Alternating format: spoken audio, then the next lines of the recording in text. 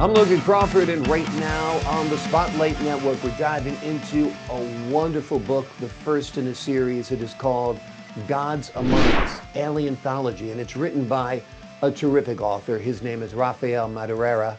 Imagine a world where myths and legends collide with interstellar technology. Are gods actually ancient aliens? Join us as we explore the thrilling adventure of Kili, Loki's daughter, and her battle against the dark entity, the Maku, in this spellbinding sci-fi epic that redefines mythology. We're delighted to have this very talented author join us here today on Spotlight. We thank the team at Atticus Publishing for helping us put him in the spotlight today. And we ask viewers like you to support authors like him by subscribing to our channel and by purchasing his wonderful book. The links are below this interview. Rafael, great to see you here today. Thank you so much for joining me. Thank you. Thanks for having me. It's my pleasure. This is a great story, the first in a series, as I mentioned. How did you come up with the idea in the first place? Well, I've always had a certain fascination by aliens and had a certain fascination for the idea that we can't possibly be alone in the universe, right? There's a paradox that states that despite the probability that we're not alone in the universe, we've never actually found concrete evidence. So I thought to myself, okay, well, what if we had found evidence of it? And what if that evidence was basically in a time before technology? It'd be a simple case of that. So what if they came back in 21st century when we understand that, hey, this is technology? There's a saying that basically states that adequately enough technology is indistinguishable from magic. And that's most certainly true. So that was the beginning of my idea, basically. And then I was just inspired by, H.P. Lovecraft. I was inspired by other authors into creating the book, essentially. That's awesome. And connecting mythology with extraterrestrial life also makes this book quite unique, right? That's another aspect of it, or a key aspect of it, right? Oh, yeah, that's Yeah. correct. So you're a part-time magician then. You're a writer and you're also an IT guy. If technology is like magic, that makes you a magician. Tell me how much your life as an IT person played into crafting this novel. Well, the first thing that I thought of, because I've made lightsaber movie props, like I've done things that basically put Disney to shame. I've recreated some of the ideas that I see sold on the internet, and I thought to myself, okay, well, a thought was sprung on me once upon a time, and that was, what if humans are basically like a BIOS to a computer, a basic building block, right? So I thought, okay, well, lightsabers. Star Wars has lightsabers, the Jedi weapon. Harry Potter has his wand, and that's what, defines his character in a sense as his main tool. So I created the biochips in the book, which are essentially just tattoos on your wrists. And they're made of two metals from creation combined with a nervous system.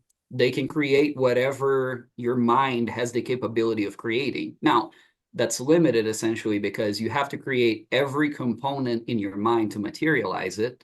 So I've made it to where you can't simply Green Lantern the entire book, but you have a sense of, okay, well, bows and arrows made of sheer light, the hammer of Thor, shooting out lightning from it. Those are all creations with the assistance of the biochips. So I try to give it logic, and that's the biggest thing about it is there logic to the actual scientifical, to the fiction of it, essentially. Absolutely. And it does seem very logical. It does seem very real. It does seem like the technology kind of backs up the premise. And of course, you've got the blend of Norse, Greek, and Egyptian mythology blending in as well. That gives it kind of a timeless feel, which I think is wonderful. Let's give the folks at home an overview of the story. Well, basically, the gods were real, and they showed up in a time that humankind did not understand technology. But they didn't just show up on a whim and just created all those things. They were an advanced alien species. They were all advanced alien species. And they had a battle against this dark organization called the Maku. And essentially, the idea behind it is the Maku don't agree with the idea of creation. They don't agree with life. They don't agree with liberty. They seek to enslave it. They seek to have control over every single thing, and they will simply terminate anything that disagrees with their agenda. So Kili is the daughter of Loki and an unknown entity revealed later on in the book.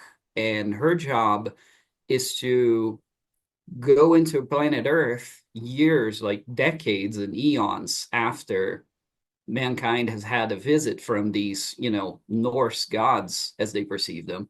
And she is to begin reestablishing a force that's capable of repelling the Maku as they themselves have returned and taken an interest on planet Earth. And there's something very special about planet Earth specifically. There are hints in the book left and right about it. There's a lot of Easter eggs in the book, basically, that indicate as to why our planet and why now, why 21st century. Wonderful. It's a very, very cool story. As you talked about the Maku being this dark influence, I was wondering if there's any parallels to our society today here on Earth when you talk Yes. about the Maku. Tell us about that. I mean, the parallels to it is basically any dictatorship, any force that's considered evil, any force that essentially its citizens are essentially slaves to its own system. It's in a sense teaching you that, hey, it's kind of a very Optimus Prime type of mentality to it. Like freedom is a right to all living things. They have the right to choose, basically. And the Mako simply disagree with that. They say, no, we will be in control and we'll do so from the shadows. So essentially, Kind of that's reminds me of those dark forces running social media, the I, Mark Zuckerbergs of the world and so forth, who are saying, no, you will not be heard. Yes, you will be heard. Your voice will be silenced. I think that's great. And I love the fact that the story kind of parallels what's happening today on our planet as we speak. How about turning this into a film? Have you thought about that? oh, I would love to. I've considered using AI for it, but I do have a chapter cautioning mankind about AI as well. Yeah. Well, it would be great. Now the work is out there. It would be great if a studio picked it up. And that's the beauty of writing a book. It's kind of like a message in a bottle to Hollywood. You never know whose hand it's going to wind up in, who's going to read it, and who's going to say, hey, this is terrific. It's very visual.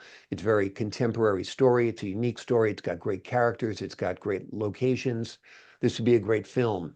Now, this is also the beginning of a series. Tell us your vision for the series. So my vision to the series is to follow in the footsteps of a lot of authors that have essentially inspired me. So I've been very inspired by George Lucas. I've been inspired by H.P. Lovecraft. I've been inspired by J.K. Rowling. The idea, and even J.R. Tolkien. So the idea is basically to initiate a series and have a couple of side books. I've been thinking about doing one involving AI, since I've mentioned a chapter in my book revolves around a certain warning about AI. So I've been thinking about doing a George Orwell like book that involves AI basically in its coexistence with mankind. So it's a very different approach from the Matrix or Terminator, basically. I've been also, thinking about contemplating on other books that essentially follow that. And I want to dab into every single mythology possible. I want to dab a little bit into the Egyptian mythology and what led them to, come to Earth at a time such as that one and the pyramids and such. I've been wanting to dab into Greek mythology a lot more. And okay, well, how come humans have built so many bastions and temples to the Greek gods? I've actually been to Greece myself and I visited some of these temples, and it's very impressive because this is a pre-Christ era, and they've managed to erect these amazing structures that have lasted for centuries. So I've been wanting to touch every single mythology, and I've been even wanting to dabbing into a little bit of, the Christian belief, because basically the idea of the book is there is a great creator, there is one God, and these aliens are aware of that, and they live by his will, if you will, per se. They enforce the idea that, hey, freedom was given to all, you Right. know. So Very I've been cool. wanting to do that for a series and go through essentially every apocalypse for every one of these gods as well. So I've been wanting to do a lot with that, but incorporating technology into it in a sense that's like, hey, it's been prophesized that a lot of this will happen, but the details may have been missed because they were written by men before men understood technology. Very cool. Very cool premise indeed. Is there a message you hope readers take away from Gods Among Us? Well, the message is basically that you're not alone in the universe, for sure. So look to the skies. That yes, there is a creator that has given you that life, liberty, and the pursuit of happiness. And essentially that, everyone has the same rights in that regard. That is immaterial as to who you are. And it's much more of a, hey, everyone has those. So embrace those gifts. Absolutely. We have our God-given rights and our God-given There are gifts, those who want without a to take doubt. it away, essentially, because Yeah. not all agree with that. Especially the Maku. Thusly, the Maku.